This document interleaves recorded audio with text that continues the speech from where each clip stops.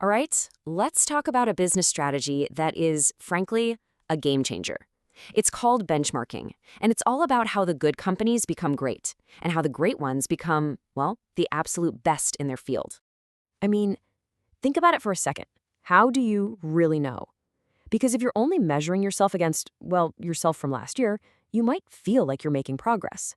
But what you don't see is that you could be falling dangerously behind everyone else. Now, this isn't some hot new business trend that's going to fade away. Not at all. The roots of this idea go way back, all the way to the Industrial Revolution, which just goes to show the need to learn from the leaders of the pack. That's a timeless instinct. So what he did was basically one of the first ever examples of industrial benchmarking. He looked at who was the best in the world, figured out what they were doing right, and brought that knowledge back home to build something even better. And that right there, that's the heart of what we're talking about today. So let's put a formal definition on it. Benchmarking is a systematic search. It's not about guessing or, corporate spying. It's a structured process to find out who's the best, what makes them the best, and this is the key part, how you can adapt what they're doing to seriously improve your own game. But here's a really important distinction. The goal isn't just to play copycat. Nope. It's way more ambitious than that. The real prize here is to spark a massive fundamental shift in how you perform. And check this out, this visual really breaks it down perfectly. It all starts with two simple questions. How good are we, and how good are they? But the magic, the real secret sauce, happens right in that middle circle, creative adaptation. That's where you take the outside lessons and mold them to fit your own unique situation to get those breakthrough results. So, here's the bottom line. Benchmarking gives you an objective, outside standard. It gets rid of the guesswork. It replaces "I think we're doing okay" with "here's the data that shows exactly where we stand." This means you can set goals that are ambitious, sure, but also totally achievable because you know for a fact that somebody somewhere is already doing it. So how do companies actually go about this? Well, it's not a one-size-fits-all kind of deal. There are actually a few different ways you can hunt for that best-in-class performance. You can think of it in three buckets.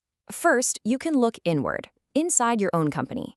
Then you look outward at your direct competitors.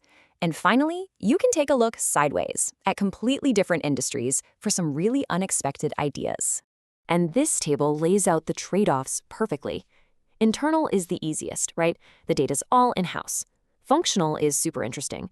You might sell software, but you could learn about logistics from a delivery company or customer service from a five-star hotel. But then you get to competitive. See that? Hardest data to access. That's the real high-stakes version.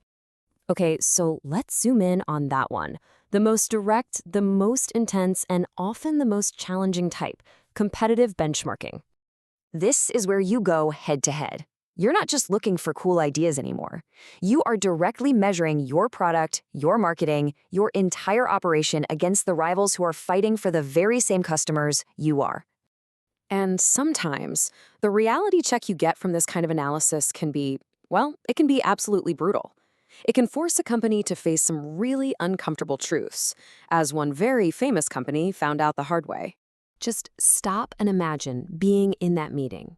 That one discovery, that single piece of data, showed a massive, terrifying vulnerability. I mean, that's like a premium car company finding out a competitor is selling a similar car for what it cost them just to buy the steel. It meant little tweaks weren't going to cut it. They needed a complete overhaul of their business just to survive. A wake-up call like that is incredibly powerful, right? So you might be wondering, why doesn't every company do this all the time? Well, that power comes with some pretty big challenges. If this was easy, believe me, everyone would be doing it. Yeah, no surprise here. Getting your biggest rivals to just hand over their secret sauce? Good luck with that. They're not just going to open up their books for you. That's why this kind of benchmarking often means you have to get creative, using third-party reports, market analysis, or even taking apart a competitor's product to see how it works.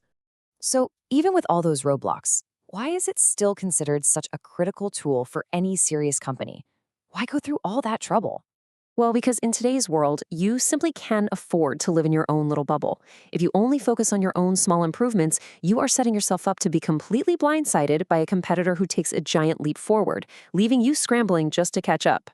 The benefits are just so clear. It makes your goals real because they're based on what's actually possible. It fires up your teams. I mean, it's pretty hard to say a goal is impossible when you know another company is already hitting it. And it makes your whole strategy smarter and more efficient. At the end of the day, benchmarking is a choice. It's a conscious decision to compete at the highest level possible. It's a company saying, you know what? Good enough just doesn't cut it for us. We're willing to learn from anyone, anywhere, to become the best. And that really leaves us with one last thing to think about for your own world. Whether it's your career, your team, your whole company, who sets the standard? Who is the best in class? And more importantly, what could you learn from them?